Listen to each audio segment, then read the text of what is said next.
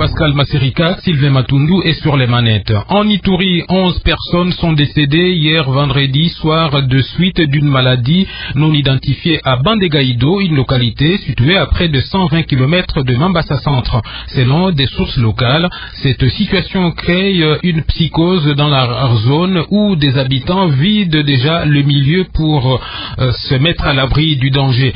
Le médecin chef de la zone de santé de Nyanya appelle à une assistance médicale urgente en vue de stopper la propagation de la maladie. En attendant, il invite la population à référer tous les cas suspects à des structures médicales. Le point de la situation avec vous, Jean-Claude Lokidile.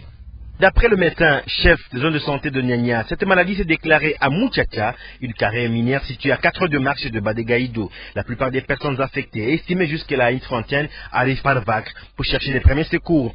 Les structures de santé de Bandegaido, sans moyens, se trouvent débordées suite à cet afflux. Pour leur déficit de déterminer de quelle maladie il s'agit. Docteur Joseph Pemanakoué. Le signe, c'est la diarrhée, suivi des vomissements. Quand on fait seulement la diarrhée 2 fois, il y a des crampes musculaires.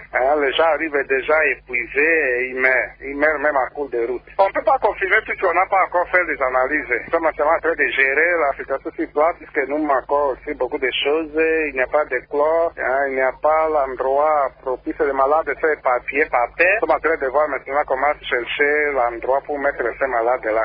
Certaines familles ont déjà rapatrié le corps de leur à Kisangani ou encore à Nyanya. Une situation qui crée la psychose dans la région. À Mambasa, par exemple, des sources sur place rapportent que des maisons de commerce ne pas ouvertes. Ce matin, face à cette situation, le médecin chef des zones de santé de Nyanya en appelle à la solidarité de tous les partenaires pour stopper la propagation de cette maladie. Bounia, Jean-Claude Lokidile. Plus du mois de février, en effet, environ 10 cas de viol sur mineurs ont été commis par des bandits pendant qu'ils procèdent au vol de biens dans une habitation, déclare la présidente de l'action communautaire pour l'enfance défavorisée. Madame Arlette Kankou, vous allez l'entendre, affirme que le dernier cas se produit la semaine dernière dans la commune de Kikula. Une fille de 15 ans aurait été violée, selon elle, dans les mêmes circonstances. Elle est au micro de Madeleine Waila.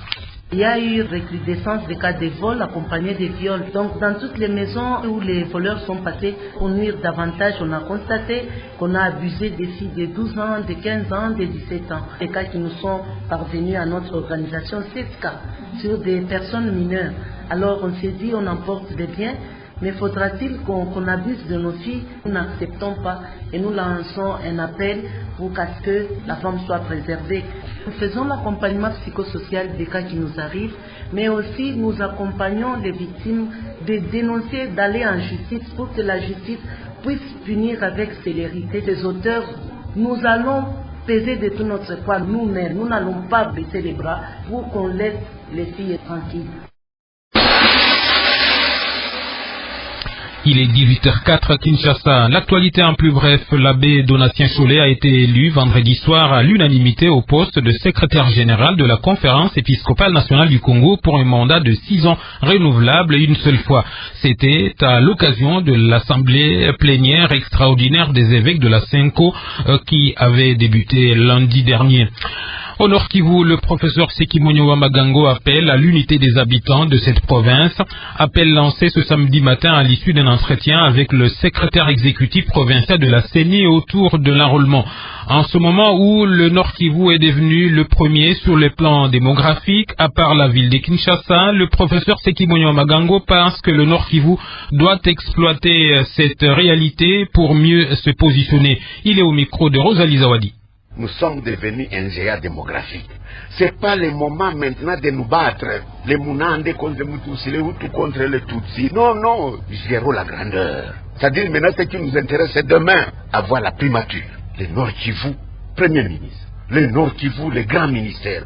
Donc nous devons cesser de nous battre. Nous appartenons à la plus grande province du Congo.